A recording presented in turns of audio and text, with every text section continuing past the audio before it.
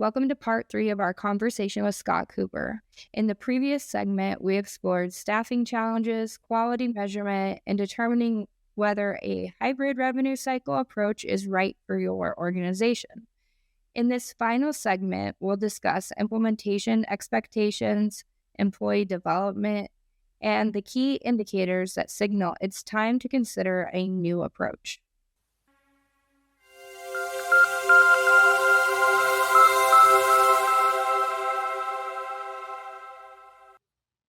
And if I'm preparing myself for this implementation, is it similar to an EHR conversion where No, as no, I no. make this shift, I should plan for my cash to dip for a certain amount of time? Like what should I expect once Yeah. this change is made? Yeah. It's nothing like an EMR conversion. And if you've gone through one of those, you will see anywhere from 6 to 18 to 24 months worth of awesomeness, for lack of a better term. Um, no, our rev cycle implementations are meant to be pretty streamlined. And there's also different kind of ways we do this, right? We can do rebadge where we will take your folks and bring them over. We keep all the institutional knowledge. We'll add in our tools and our performance management and ideally kind of supercharge your teams. Um, there are clients who say, hey, I'm going to find new homes for my people in the hospital. I want to give you everything. So you got to go hire 10 people or 20 people or 100 people or whatever it is. That takes a little bit longer because in many cases we have to find folks. But that's actually one of the advantages of the hybrid model is that I'm going to geek out a little bit here. If you think about like Amazon Web Services and, you've got this cloud capacity, they have this idea of like burstable capacity where, oh no, I've run out of compute power, but Amazon's like, that's okay. We'll burst you more compute power for your needs. That's kind of one of the ways we think about this hybrid model is not only is it just ingrained in how we do some of our work with the way we split the responsibilities, but if we need 20 people for a project and we need them in a month, it's actually going to be much easier to find that through our hybrid model and through some of our offshoring. So there's that advantage. And then I think to address your question in general, like we have not seen degradation from a financial performance perspective as a result of our implementations. And we're very thoughtful. We have an implementation team. We go on site. Our HR teams are talking to HR, IT's talking to IT.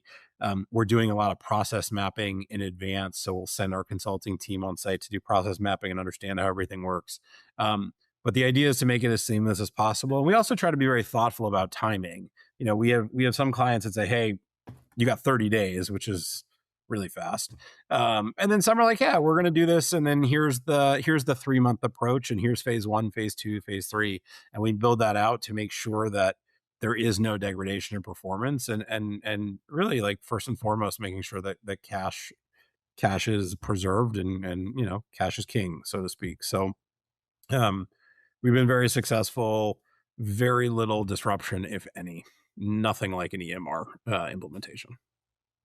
I want to circle back to something that you mentioned as far as like Oh, you taking on the staff that were on that revenue cycle team.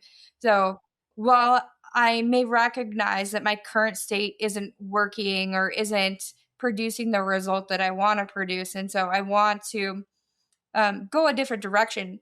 I also want what's best for those people who are part of my team, and I want them to have a network and get more education and be better served by leaders who are in the revenue cycle every day. That is their area of expertise.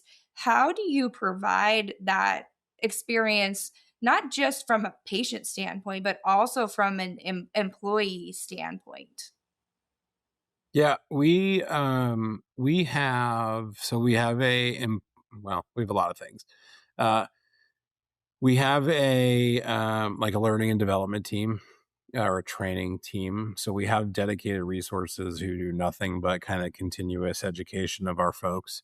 Um, Two, we actually have a really cool kind of, this is new as of the end of last year. We have like an enterprise license for HFMA. And so folks on our team can say, hey, I want to go figure out how to get these HFMA certifications. I want to go do this continuing education from HFMA, which is kind of like the big recognized, national, I don't know, authority on this. I don't know what governing body, authority, whatever. But so there's that. What I also really like is a lot of our clients, again, smaller kind of hospitals, more rural community. Um, and we've got folks who are on a team of 10 or 15 people, and they've been working with the same hospital and the same team for 10, 12, 15 years. So that's kind of all they know. um, just kind of bringing them into our ecosystem now, right? Like we are much bigger than that. I won't go into specifics, but we are much, much bigger. We have the scale, we have the kind of the size. So people are also just like learning on the job. It's, hey, you now have a director that's overseeing everything. Maybe before you just had a manager and 5 people, and now you've got a director and a VP, and you have people who've been doing this for 25, 30 years who know what's going on. They're staying current with all kind of the changing pace of the industry. And you're being thrust into this kind of new environment where you've got this ecosystem of experts all over the place. The other really cool thing I like, it's funny, we got off a call this morning with a hospital where folks are coming over in a month. Um, and they asked this question. Because we're bigger, there's a lot more opportunity, right? If you are one of 10 employees at hospital X and you've been there for 10 years, unless that hospital doubles overnight kind of thing, not necessarily going to be a ton of career opportunity for you if you're a rev cycle analyst or a coder. When you're part of a larger organization that's growing and has this kind of cool model and hybrid model that scales, there's just a lot of new opportunities for you. So maybe you were an AR analyst for hospital X, but maybe you're going to be manager for hospital Y next year. Or maybe you're going to end up as director of hospital Z in 2 years because we signed that. They need a director. You've shown that you're kicking some booty and that you can really perform. So there's just a lot of like really cool new opportunity that I think most folks are really excited about when they join us. That's great. Thank you. I think we're getting close to time, but I do have one final question for you, if that's okay.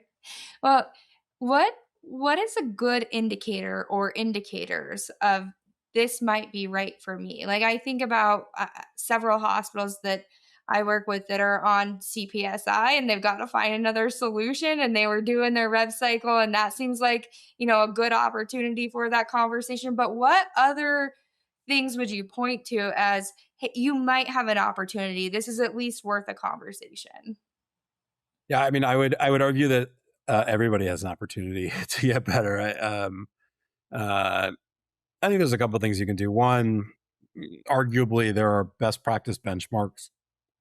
I don't necessarily agree with all of them because I think every hospital is different, right? You can't say best practice for AR days is 45 days if you're a mega hospital in New York versus a $20 million hospital in Iowa. You can't compare those benchmarks. They don't make sense, right? Different payers, different environments, different payer mix. It's all wonky. But there's some rough guides for what performance should be. And if you're missing a few of those, if there's 2 or 3 things where you're just totally whiffing on, that's a good indicator. That's one. I think two, if you've seen your overall rev cycle performance decline over the last couple of years, regardless of whether you do it or a vendor does it, um, that's usually a leading indicator that there's something that needs to be fixed or something that needs to be looked at. And the truth is that it may be completely out of your hands, right? I think the payer environment is such that it has just gotten much, much more difficult to be really good at rev cycle over the last couple of years. And one stat that really sticks out is initial denial rates nationally. It used 5 years ago, if you were under 10%, you're probably doing pretty good. And now that's almost gone up 50%. So 10% to like 15%. Like now people say, well, if I'm under 15%, I'm actually doing pretty good. The problem is like You still want to be under 10%, but the payers have made it really difficult to do that because they keep changing the rules and they keep doing the underpayments and they just keep messing with stuff. Um, so structurally, it's kind of just institutional headwinds that there's not a ton you can do about. If you're worried about those, you're seeing the impact of that. That's generally something that you would want to go seek help for.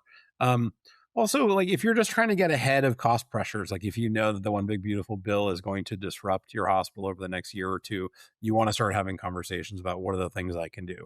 If you're all onshore, if you're struggling to retain staff, if you're struggling with raising, high rising kind of payroll costs, all kind of like leading indicators of maybe it makes sense to have a conversation. I think about this very simply into two or three levers. There's a yield lever, which is how am I performing from a cash perspective? How much am I actually bringing in versus what I think I should be bringing in? And if you think you're underperforming, good indicator that it's worth having a conversation. That's one. Two, there's the cost lever is am I getting the performance that I would expect at this cost? Do I think I'm overpaying? Are my prices or are my costs just rising and it's kind of uncontrollable? That's the second thing. And then the third lever here is similar. It's just like, is my cash slowing down? Have I seen my AR days go from 45 to 55 over the last year? You may still be getting the money, but if you're struggling to make payroll every week or every month or whatever that may be, that 10-day slowdown in cash actually hurts you. And that's another good reason to say, hey, I need some help. That makes a ton of sense. Thank you. Is there anything else that we haven't talked about that you wanted to mention? I'd say maybe two or three things. One, if you think you are struggling with rev cycle or your organization is struggling with rev cycle, you are not alone. As I said, I think the macroeconomic forces, the headwinds that we're dealing with as a result of government policy decisions or payer changes, that's impacting everybody. It's impacting people in different ways, but I think everybody is looking for help here in rev cycle. So I think that's one. I think two, we talked about this. Uh, I do think this idea of the hybrid rev cycle model is the right answer. And I do think that over time, more and more people are going to move towards that because of the pressures they're facing. Now, I'll caveat that with all the things we talked about, which is you got to make sure you have your system set up. You got to make sure you got the tracking. You got to make sure you have the performance management. You got to have the technology. You got to have that kind of that one team unit. Um, but if you're able to get the performance at a lower cost price, I do think that that's important. And again, it doesn't mean you should offshore everything, which is what a lot of organizations do. And I think that they are not necessarily happy with the results of that. Um, but if you're smart about it, if you're deliberate about it, and you can manage it well, I do think that it pays dividends. So I think those are two big parting thoughts. Well, I think that brings us to the end of our time today, Scott. It's been really great chatting with you. I've been enjoyed getting to learn more about the hybrid rev cycle solutions. I always learn something whenever I have the chance to sit down with you. So thank you for your time. Thank you. Appreciate it. And thank you for those of you listening today. If you don't already follow us, please do so on LinkedIn and at Ovation Healthcare. If you found this episode interesting and would like to learn more, you can visit us at ovationhc.com. Thank you.